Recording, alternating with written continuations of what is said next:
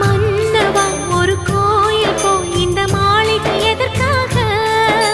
தேவியே என் ஜீவனே இந்த ஆலயம் உனக்காக.